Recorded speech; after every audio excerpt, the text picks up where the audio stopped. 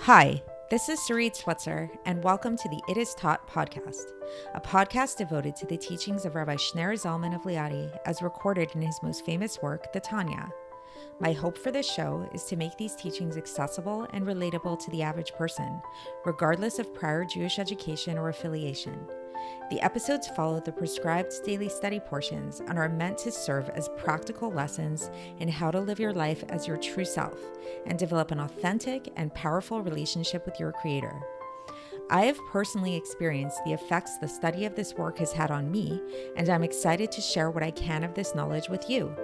So please join me on this journey of learning, self-growth, and connection with your source.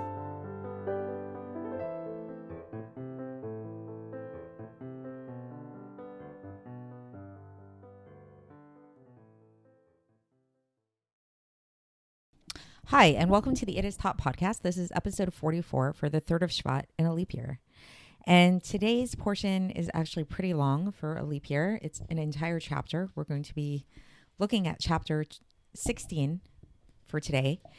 And the topic that we're going to be discussing is something which might have been coming up in your mind. I know it's something that I've been actually thinking about lately, which is this idea that we've been learning a lot about how, especially the Chabad approach is very much about using your mind to serve God, using this whole idea of the mind rules over the heart, and that through meditation, through thinking about God's greatness, all of these things, this is what is going to lead us to have control over our heart and to serve God and, to reveal this inner love, this innate love that we all have for God. So you might be thinking to yourselves, or I can only speak for myself, I guess. I don't know what's going on for you guys, but this is something that I think about at times. And I was just thinking about the other day that here I am, I'm not only am I learning Tanya, I'm giving a Tanya podcast to you guys. So I really have to try to, the best of my ability, to understand these topics as best as I can. And how do I make sure that this isn't just an intellectual exercise? Am I really changing from these teachings? Can I honestly say that I walk around with this passionate love of God all day long? And we did talk about, obviously, that, being a Beinoni doesn't mean being a tzaddik. So we're not expected really to change our natures entirely to the point that our cravings are only for spiritual things and we no longer enjoy, cheesecake or the pleasures of the world and things like that. So we know that that's not what's expected of us. But we have been talking about this idea about how we really are trying to work on this state of not only ruling over our actions in just this kind of mechanical way, but we do want to work on this arousal of our inner love of God. And that's something we will get into deeper and further as we get into Tanya. So if I'm really honest with myself, this is not something that I feel on a regular basis. I wouldn't, sure, there are times when maybe I have this realization of the hashgacha pratis, the divine providence that happens in my life, where I have a moment where I'm like, wow, I'm so grateful for Torah. I'm so grateful for Shabbos. I'm so grateful for the mitzvahs. There are moments that I do experience like that. And, maybe there are moments where I think about when I read the book recently that I mentioned on this podcast, where Is Atheism Dead, where there's this cognizance of how everything, the synchronicity in the world and the fine-tuned universe, it really does point to a universal creator. So I kind of, get the sense of God being real and, all of that. But emotionally, that's kind of what I'm getting at. How real are the emotions that I'm feeling? How much do I feel God? And should I be concerned about this? How much should we be striving to feel God at an emotional level and really feel the same level of passion for God that we feel for other things that we're passionate about when we hear, really good song or eat really good food or, whatever it is that makes you feel passionate. This is the topic that's addressed in today's Tanya. And as I mentioned, it is pretty long. But I'll try to get through it to the best of my ability. And hopefully we'll have a little bit more clarity when we get to the end of this chapter about what exactly is expected of us in our service of being a Beinoni in terms of the emotions that are supposed to come up when through our service of God and using our intellect. And to give a little bit of a spoiler for this, what we will be learning about is just kind of, to kind of calm your fears here, is that it's not in vain. And even if you don't necessarily feel this like very passionate emotional feelings towards God all the time, that's okay. And there's definitely value to studying and doing what we're doing, and how we'll learn how meditation really does have this power, this intellectual meditation upon God and learning, and all of this does have a very powerful effect that will lead us to where we want to go in terms of our service of God. And we'll learn about how we do have a few helpers in this through like meditation is sort of like our guide that gets us there, but our helpers are God, first of all. So God, we'll learn about how God connects thought to action. So when we think about certain things, even if it's just theoretical, if it's something that relates to God, he's able to connect these thoughts to something that is more substantial. And we'll also learn about how, once again, that innate love that we've been talking about is something that's going to help us along our journey along the way to serving God properly. So let's get into the text. So the Alter Rebbe begins, and he says that this is a great principle in serving God for the Beinoni, that the main thing is to rule over his nature in the left ventricle of his heart, as we've been talking about.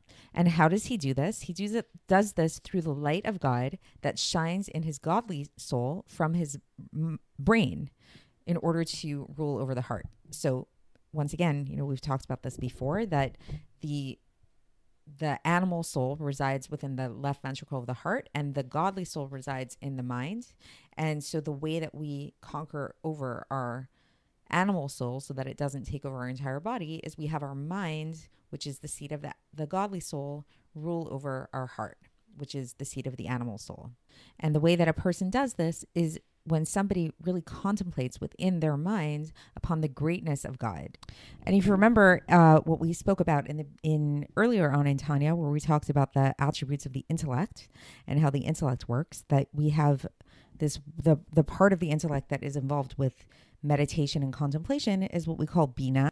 And this Bina gives birth to something called Das. Das is commonly translated as knowledge, but the way to really think about it is it's the bridge between the intellect and the heart.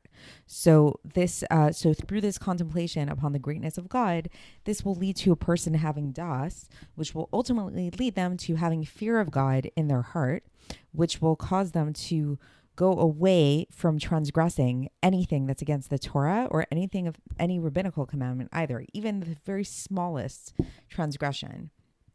God forbid. And not only will it lead to this sense of yira, of this sense of awe and fear of God, but it will also lead to a love of God in the right ventricle of their heart, which will cause a person to want to cleave to God and keep all of the positive commandments. So it won't just give them a sense of fear to not do anything that's against the will of God, but it will actually give them this like motivation and yearning and desire to want to serve God and do all the commandments.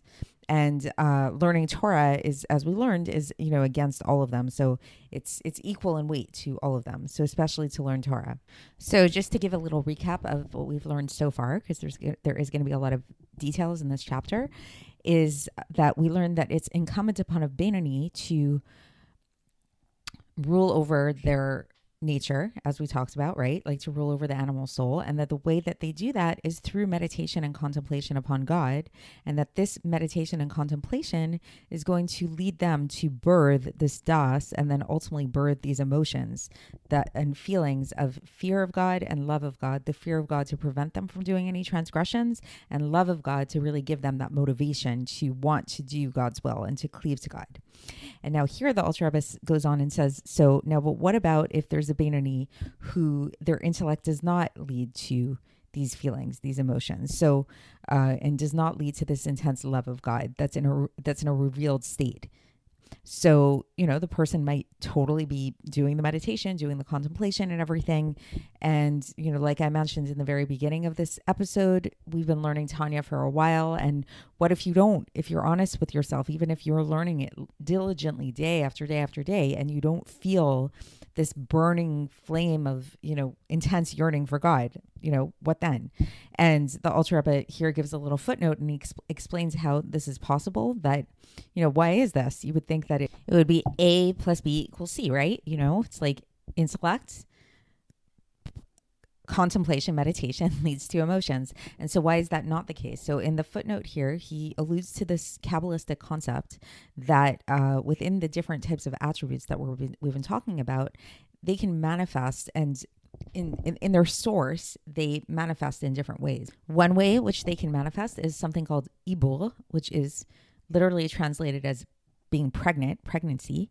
And that's a manifestation in a concealed state. If you think about somebody who's pregnant, the baby is concealed within them.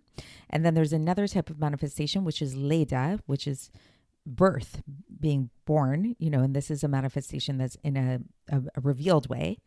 And so different people's souls stem from different levels of manifestation, different types of manifestation. So some souls derive from this ibur state. Their attributes, their soul attributes derive from the ibur state, the pregnant state, and some derive from the leda state, from the birth state. So this is why there are, for some people, their emotions, and it says here their specifically their mind and their nefesh, ruach, neshama, the attributes of their soul are they stem from this more concealed state, which is why their emotions are going to be more concealed. They're not going to be as out there, as expressive. So what this means is that the heart understands with the spirit of chokhmah and bina, the wisdom and understanding that's within the mind, the greatness of God, and understands that in relation to God, everything is as if not and nothingness.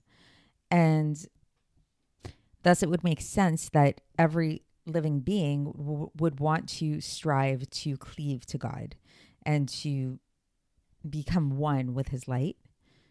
So his heart may not feel this intense passion, in a really fiery way, but it has this understanding that we've been talking about of God and how great God is. And so too his nefesh and ruach that are within him, they will also be slanted towards this way to want to, become immersed within God. And to want to get out of this sheath, which we call the body. So it's, the soul, our soul is residing, we're like made up of a lot of different parts. So our soul is residing in our body here. And when the soul has this realization of how great God is and how everything is not and nothing in relation to him, then they'll want to cleave to God to such an extent that it's like there's like this annoying body that is holding them back, and they'll want to get out of the body. They want to just escape from the body. And this is why we know that it actually says in Pirkei Avos, al karcha tachai, that it's that it's actually against the soul's will that it's alive within this body, because this body is holding us back from really cleaving to God fully. And the Alter Rebbe gives a really vivid illustration of this, and he says that this is the way that you can think of the soul being trapped within the body. Is he says it's like almanot chayot, it's like living widows who are bound to their husbands. So it's like a woman who's bound to her husband unwillingly and doesn't want to be bound to her husband, but she can't because the husband is still alive, so it's the same way. It's like the soul is bound to the body, it's pretty intense because the body is still alive. So it's like it can't, as long as the person's alive, the person is still, the nefesh, the soul of the person is still trapped here down in this world and can't cleave to God fully. And this soul, having this level of awareness, realizes that there's no thought that can really understand God. And the only way that a person can have some kind of grasp of God is through God's wisdom being enclosed within the Torah and Mitzvos, as we talked about before, where we talked about, if you hug the king, even if the king's wearing 20 layers of clothing, you're still hugging that king. So that's, the Torah and Mitzvahs are the layers of clothing for God, so to speak. So thus, when the soul realizes this, then they'll want to, really hug God with all of their love and their soul. So this is going to motivate them to keep the 613 commandments in action and in speech and in thought. So now the Alter Rebbe says that when a person really deepens in this awareness, in the tuvunat libo, it's called, like in the recesses of his heart. But this word tfuna, it's going to come up over and over again. So keep it in your mind. We're going to explain it a little bit more. So, but when a person, for now, just to understand on a simple way, when a person like sort of like really, gets it in their heart, and in their minds, then, and this will lead them to want to be involved in Torah and be studying Torah all day long, with their mouth, speaking about Torah all the time, and also with their hands and all their other limbs to keep the mitzvahs, because he decided this within his heart. Like he sort of made this resolution within his heart to do this, and also within his mind.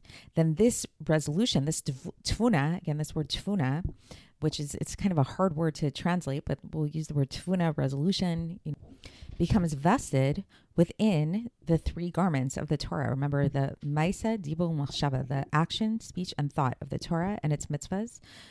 And it becomes for them like the mind and vitality and wings, so that it can go up. Just as if the person was doing this with a true sense of love and fear that would be revealed in their hearts. So just to kind of, again, explain this and give a little bit of a recap, I know it's a lot today, is, we started off today's chapter talking about how the job of the Beinoni is to really meditate and try to bring down these thoughts and contemplations upon God down into their heart, where they can really feel this really strong sense of fear of God and passionate love of God that's going to lead them to do God's will. And then we said that even if this meditation and contemplation in an intellectual way does not lead to these really intense, passionate feelings of God, we're basically saying now that that's okay, because what can happen instead is something called tfuna. This is this term tfuna, which is, it's this term that comes up a lot in Chassidus, where tfuna is the emotions of the intellect. Specifically, if we want to be really technical, it's the emotions of Bina, the emotions of this analytical understanding kind of thing.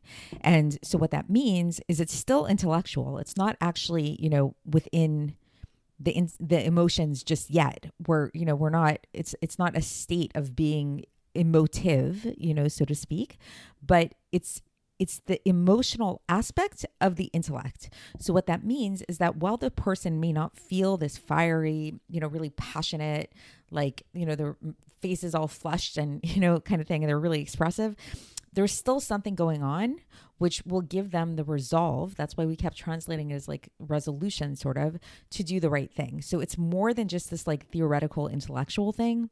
There is something that's going on a more deeper and like personal level. It's where the intellect basically becomes a little bit more personal. So the Alter Rebbe is basically saying in plain English that even if through this meditation and contemplation, it doesn't lead you to get this profound passion and feeling in your heart, if you do get to this level of tfuna, this resolution, if it leads you to resolve to do the right thing, that will still do the same thing. And that will give you the wings, that will give the Torah and mitzvahs that you're doing the wings to fly, which is usually we would need love and fear, to the actual emotions of love and fear to serve as wings, to have the Torah and mitzvahs fly out. And the Alter Rebbe says that the proof that this tfuna does have this power to cause the Torah and mitzvahs to ascend and to act as wings for the Torah and mitzvahs is in the fact that this tfuna leads them to keep Torah and mitzvahs, to be motivated to keep Torah and mitzvahs. Because he says, if not for the tfuna, if the person, if the person's contemplation and study did not have this tfuna aspect to it, then the person would not keep Torah and mitzvahs. And instead, their only concern would be the needs of the physical body alone. So just that's the only thing they'd be worried about is the needs of the physical body. And then he gives a little bracket here, and he says that this is true even for a very studious type of person by nature, who by nature likes to study, and it's not difficult for them to study. So you would think, okay, even maybe such a person would be involved in Torah mitzvahs. But he says even with such a person, if they didn't have that tfuna, that level of the emotional aspect of the intellect, they still love their body more. So this would still be true for them, that their only concern would be the needs of their physical body. And so now the Alter Rebbe brings a citation from the Gemara in Kiddushim, page 40a, which is going to support this idea of the tfuna being able, the tfuna, which is still an intellectual attribute, being able to elevate the Torah and Mitzvahs, where it says, and how this is possible for this to happen. And there it says, in Kiddushin, it says, Machshava tova hakadosh baruch hu matzarfa lemaaseh. So this literally means that a good thought, God joins to action. And the simple meaning of this citation is that if a person thinks about doing something good, it's as if he did it. That's the simple understanding, but we're going to understand a deeper meaning of this. And what this means is that, okay, so we have to go back first and look at how is it possible that the revealed emotions of love and fear of God that are hidden in the recesses of the heart are able to become enclosed within action, to give them life and to allow them to become elevated and to fly above. So how is it possible for this to happen? This is a question we hadn't really asked yet. Is we kind of implied it, that when a person does feel this intense fear or love of God, it attaches itself to them and becomes vested within the Torah and Mitzvahs and allows them to become elevated. So why is this? And the Alter Rebbe says that this is because the heart, which is where the person's feeling these emotions, is also something physical, like the organs, which are the vessels of action. But it's just an internal kind of organ. The heart is also an organ, basically. And not only is the heart an internal kind of organ, it's also its vitality of all of the organs. And so thus the heart is able to serve as this bridge to become vested within these other organs and to be able to elevate them. So this is how we can now understand how it is that the actual feelings, these actually expressed emotions, when they're expressed within the heart of the fear and the love, are able to serve as these conduits to allow the Torah and Mitzvahs to become elevated. But what about this tvuna that we've been talking about? So if you recall, we've been saying that tvuna is something that is found within the mind. Even though it's the emotional aspect of the mind, it is nevertheless within the mind. And also in the inner recesses of the heart, but it's in a more hidden state. It's not in a revealed state of the heart. And so this level of tvuna is not connected to action and to the physical organs the way that the actual heart is. And it's actually something that's a lot higher than them and more distant.